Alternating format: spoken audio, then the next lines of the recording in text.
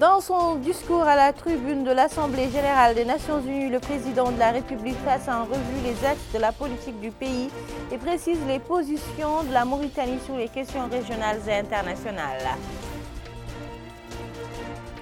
À New York, le président de la République reçoit en audience son homologue sénégalais et le vice-président de la Banque mondiale chargé de l'Afrique.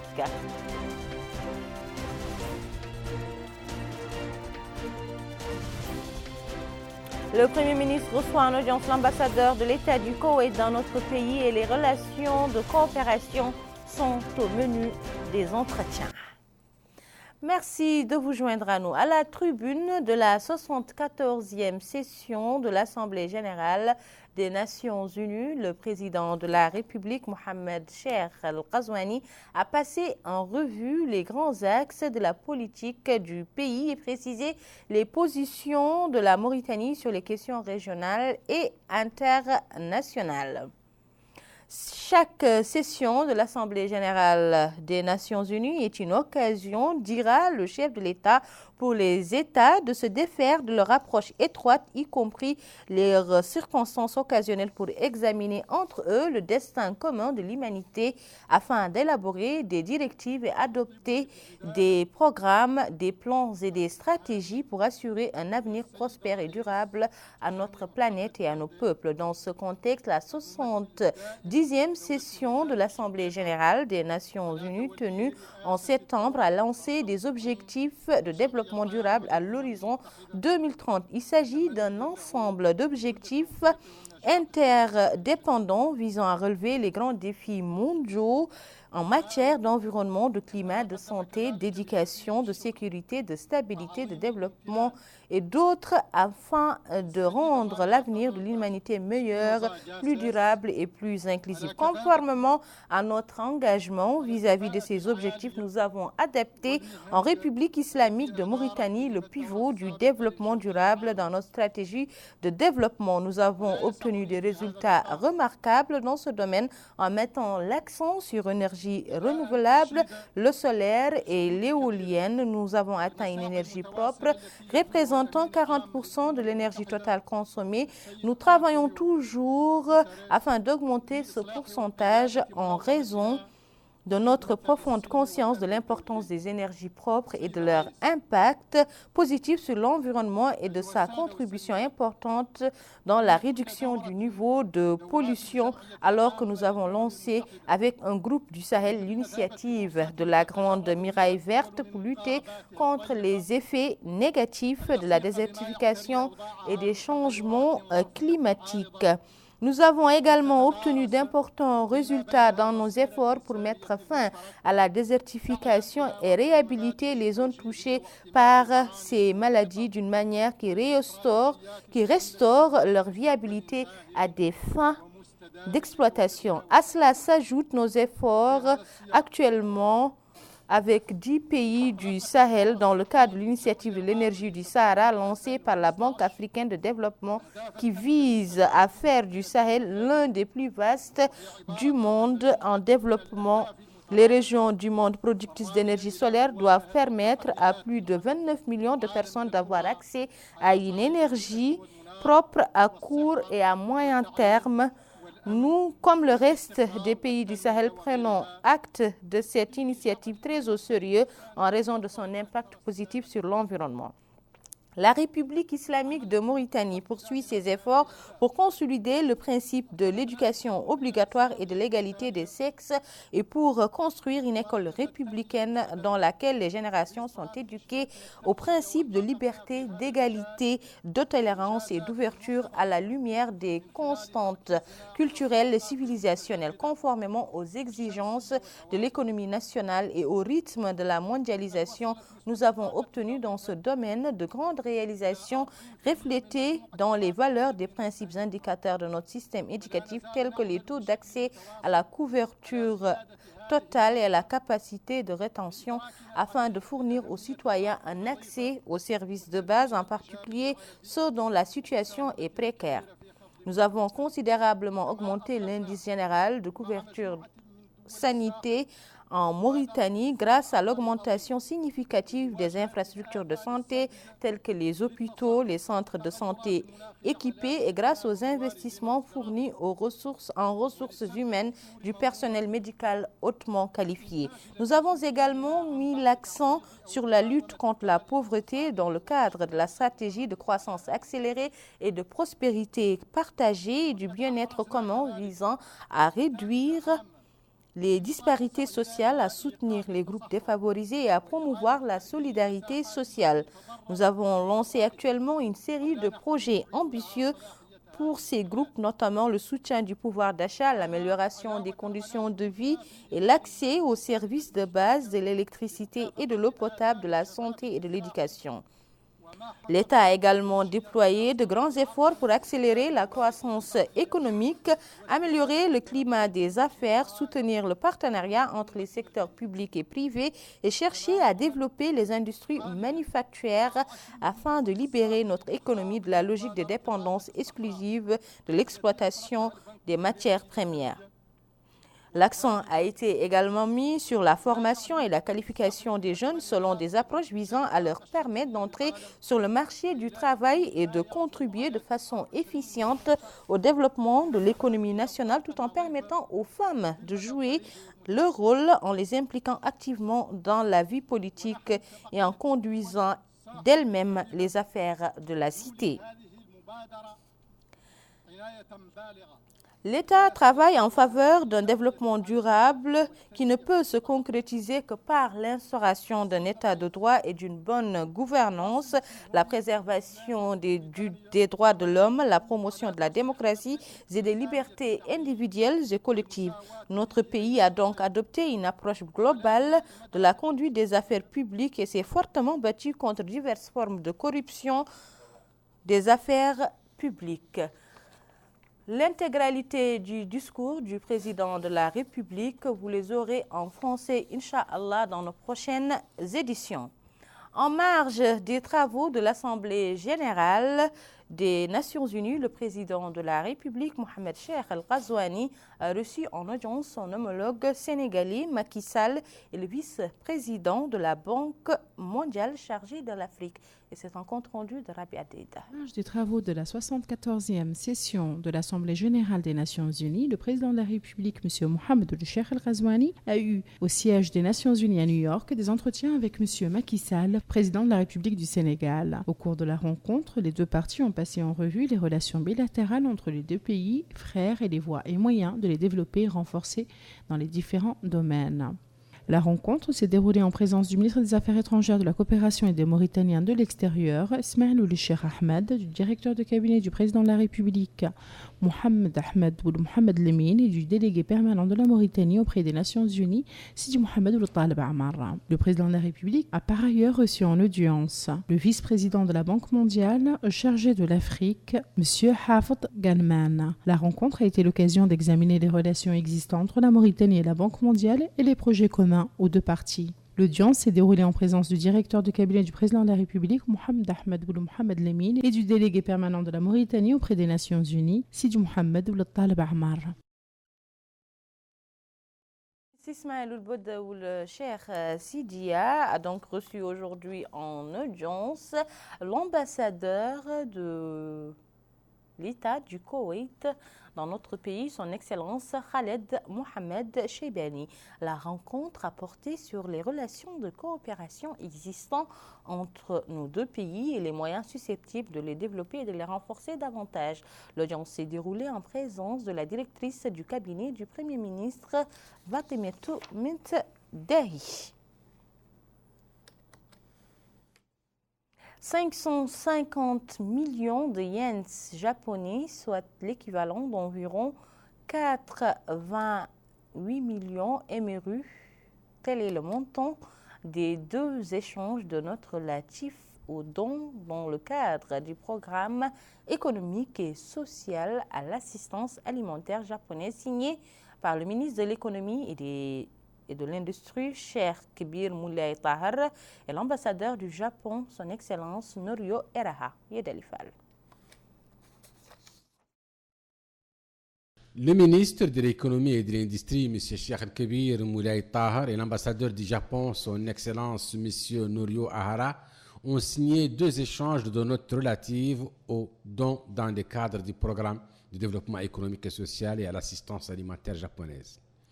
Ces financements portent sur un montant global de 550 millions de yens japonais, soit l'équivalent d'environ 188 millions MRI repartis comme suit. Environ 68 millions MRI destinés au financement et développement économique et social. Environ 120 millions MRI alloués au financement du programme d'assistance alimentaire. Ces dons ont pour objet l'achat de produits ou services nécessaires pour la mise en œuvre du programme de développement économique et social et du programme alimentaire national.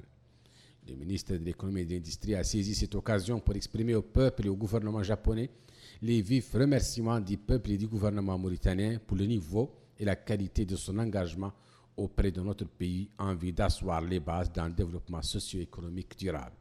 Le ministre a indiqué qu'une partie de ce don sera affectée à l'appui des opérations de distribution gratuite des denrées alimentaires au profit des couches défavorisées, au financement d'activités génératrices de revenus, à garantir l'approvisionnement régulier du marché national en produits alimentaires et à la régulation des prix et à l'amélioration du pouvoir d'achat des couches défavorisées. Le ministre a ajouté que cet important appui financier auquel le Japon nous a habitués ces dernières années vient à point nommé, car il intervient au moment où le Premier ministre, M. Ismaël Bodaoul Cheikh Sidiya, vient de faire adopter par le Parlement son programme de gouvernement inspiré des orientations du président de la République et réservant une place de choix aux franges et couches défavorisées. De son côté, l'ambassadeur japonais s'est dit très heureux de pouvoir concrétiser aussi rapidement les décisions qui ont été prises pendant la TICAD 7 à travers notamment ces 2 projets qui ont été décidés par M. Shinzo Abe, Premier ministre du Japon. La cérémonie de signature s'est déroulée en présence du ministre de l'Intérieur et de la décentralisation, du commissaire de la sécurité alimentaire, du représentant de l'Agence japonaise de coopération internationale et de plusieurs responsables du département de l'économie et de l'industrie. Le ministre de la Santé, Dr Mohamed Nadir Ould-Hamid, s'est rendu ce matin au niveau du Centre national de cardiologie où il a pu s'enquérir des soins prodigués par la mission médicale saoudienne. Le ministre est par ailleurs informé sur l'état d'avancement des travaux de construction du Centre des maladies contagieuses situé à l'hôpital national de Nouakchott. Et c'est un compte rendu de Rabiatida. Le Centre national de cardiologie est l'une des plus grandes infrastructures sanitaires spécialisées. Ce centre prend en charge les malades souffrant de pathologies cardiaques. Il bénéficie actuellement des services d'une mission médicale saoudienne qui réalise des opérations chirurgicales cardiaques et de cathétérisme.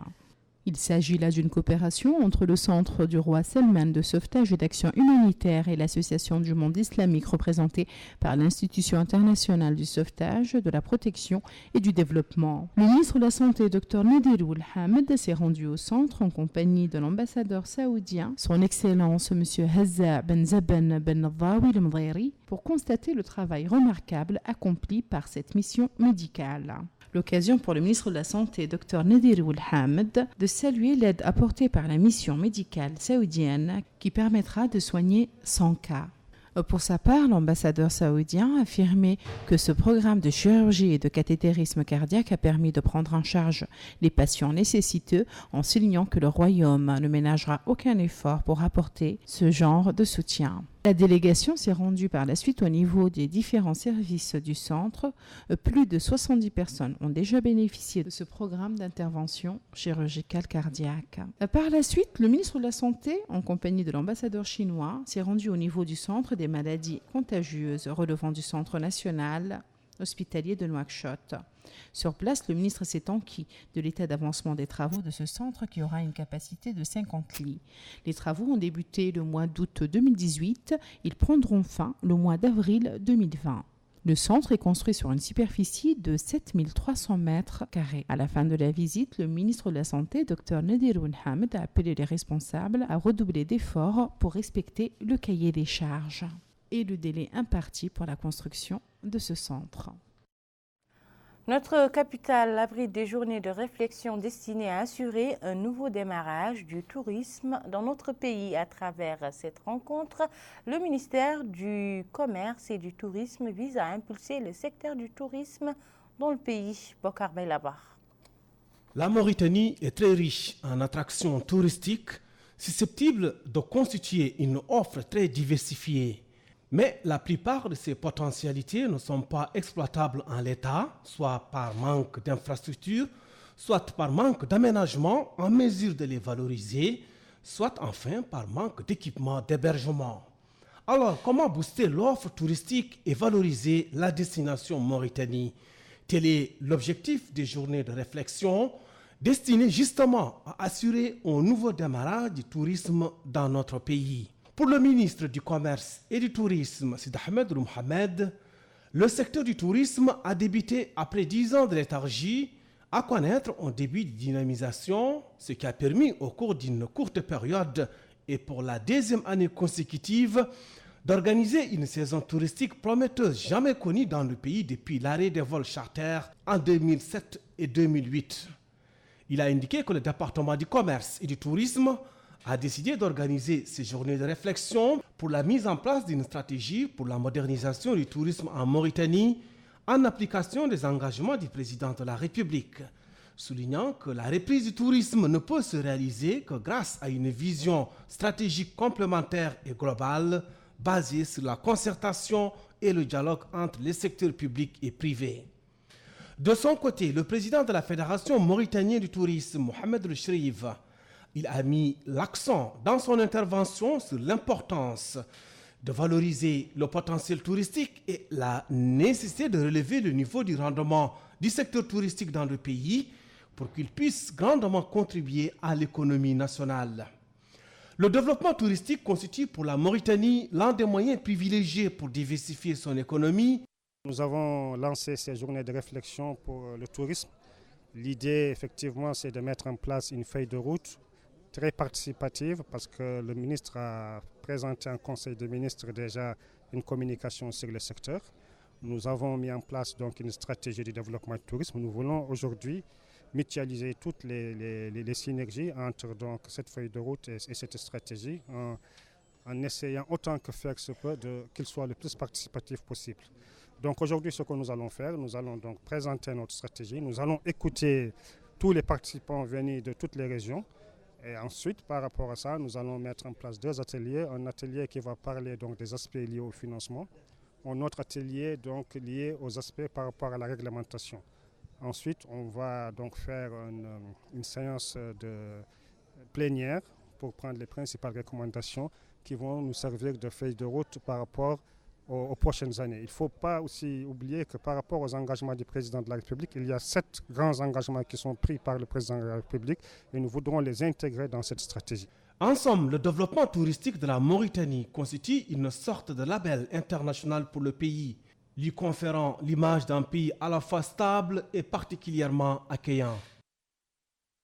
Merci beaucoup, Bokar Baylaba, le ministre de l'Enseignement supérieur, de la Recherche scientifique et des technologies, le ministère de l'Enseignement supérieur, de la Recherche scientifique et des technologies de l'information et de la communication a abrité une rencontre régionale axée sur le renforcement des académies nationales pour les sciences.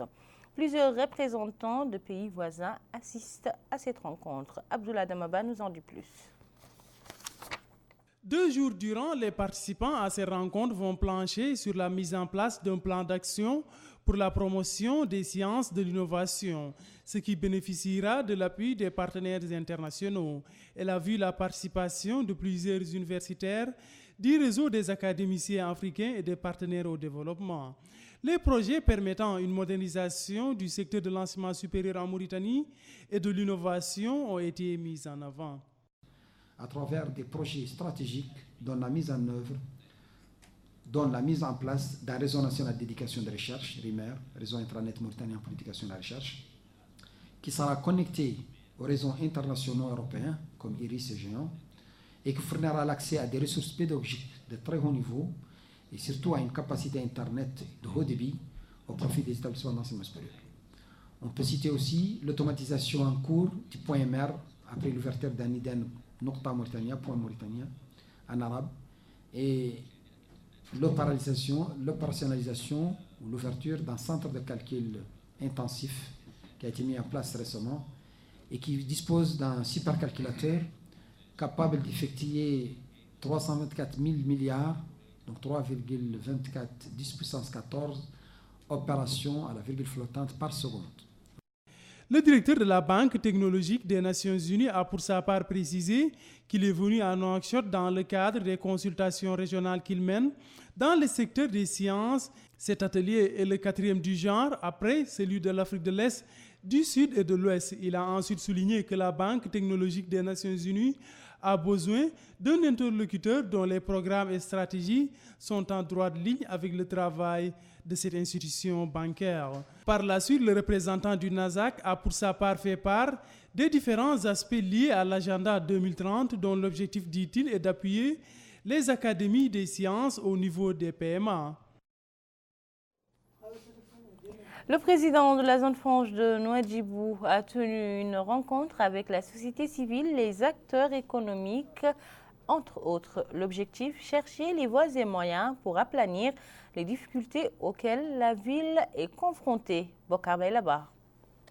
La rencontre est de nature à exposer les problèmes identifiés par les acteurs et opérateurs économiques dans notre capitale et amorcer des pistes pour en remédier. Pour le président de l'autorité de la zone franche de Nouadhibou, Ahmed Tijan Cham, cette rencontre s'inscrit dans le cadre des efforts des pouvoirs publics pour booster le développement local, en l'occurrence la ville de Nouadhibou, érigée en zone franche. Il a indiqué que l'une des voies les mieux indiquées est d'impliquer la société civile et tous les acteurs qui participent directement ou indirectement au développement économique de la ville. Il a affirmé que des efforts seront déployés pour trouver des solutions à même d'aplanir les difficultés dans les domaines de propriété, environnement, commerce, habitat, entre autres. Plusieurs intervenants se sont relayés pour saluer l'initiative d'organiser cette rencontre. Cependant, ils ont estimé que les pouvoirs publics doivent agir promptement pour que leur participation à l'essor de la ville soit effective. Ils ont en outre demandé la mise en œuvre d'une feuille de route pour que les difficultés auxquelles fait face la ville de Nouadhibou soient aplanies. En réponse, le président de l'autorité de la zone franche de Nouadhibou a pris acte des doléances formulées, se disant que les pouvoirs publics agiront à travers les services compétents. Nous vous laissons à présent découvrir les dernières quantités de pluie enregistrées au niveau de certaines de nos localités au cours de ces dernières 24 heures.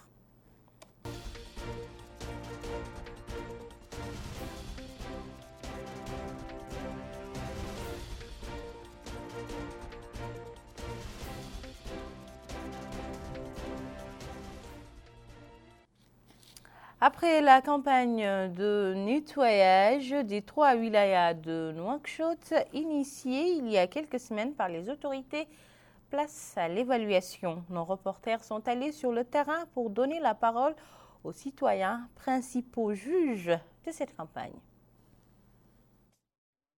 La ville de Nouakchott a fait l'objet d'une campagne de nettoiement. Elle a mobilisé les éléments des forces armées qui se sont déployés afin de donner à la capitale le visage qui lui sied. Après cette opération, un tour au niveau de certains quartiers de la capitale montre ainsi la présence des ordures au sein de certaines artères qui ont précédemment bénéficié d'un grand balai. Ce citoyen fait part de sa satisfaction pour cette opération de nettoiement qui avait été précédemment entreprise. Mais il se désole qu'après ces efforts, quelque temps après, qu'on revienne à la case de départ. Cet autre habitant a aussi fait part de son satisfecit pour cette campagne qui avait été menée. Mais il veut qu'il y ait un peu plus d'ordre et d'organisation à Nouakchott. Cet autre citoyen dit qu'au niveau de ce marché, il y a des tas d'ordures. Il y a, dit-il, des personnes qui viennent avec leur véhicule, ils ramassent une partie de ces déchets et laissent le restant sur place. La propreté de la capitale repose sur tous ses habitants. Afin de disposer d'un cadre de vie propre et bien meilleur, il est impératif que les résidents participent à la propreté de la cité. Sans l'apport de tout un chacun, la propreté de la ville sera toujours un casse-tête. C'est ce qu'indique cet habitant qui appelle les citoyens à accompagner l'État dans cette entreprise. Il a en outre loué l'importance de la propreté pour la santé de la personne. Ce résident appelle tous les citoyens à s'engager pour la propreté de la ville et ne pas laisser ça seulement entre les mains des forces armées. Ce n'est pas normal, dit-il, qu'on croise les bras alors que les forces armées se déploient, parce que le pays nous appartient tous et on veut tous le meilleur pour ce pays, conclut-il. La propreté est donc une affaire de tous. Voilà qui met fin à cette édition. Je vous en rappelle les titres. Dans son discours à la tribune de l'Assemblée générale des Nations unies, le président de la République passe en revue les axes de la politique de notre pays et précise les positions du pays sur les questions régionales et internationales. À New York, le président de la République reçoit en audience son homologue sénégalais et le vice-président de la Banque mondiale chargé de l'Afrique.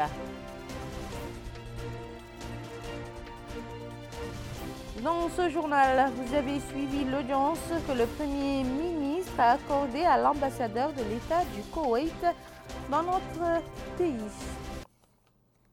Où que vous soyez, c'était un réel plaisir pour moi de partager avec vous ces moments d'information. Le JTF revient demain soir comme chaque soir et à la même heure, Inch'Allah. En attendant, passez d'agréables moments en compagnie de votre chaîne nationale Al-Mauritania.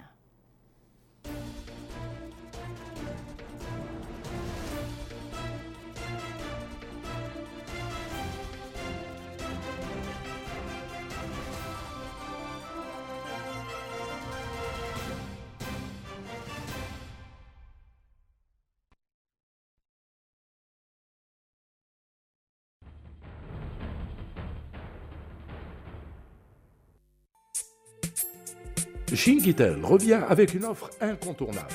À partir du 23 janvier 2018, découvrez le nouveau Wi-Fi mobile pour partager votre connexion Wi-Fi mobile en illimité et naviguer en toute liberté. À seulement 3500 Nouvelo Guia, avec un mois de connexion offert, une solution stable et une connexion illimitée, l'appareil contient en plus une batterie rechargeable pour rester connecté où que vous soyez, dans vos maisons, vos petites et moyennes entreprises et même dans vos petits commerces. Pour en bénéficier, c'est facile.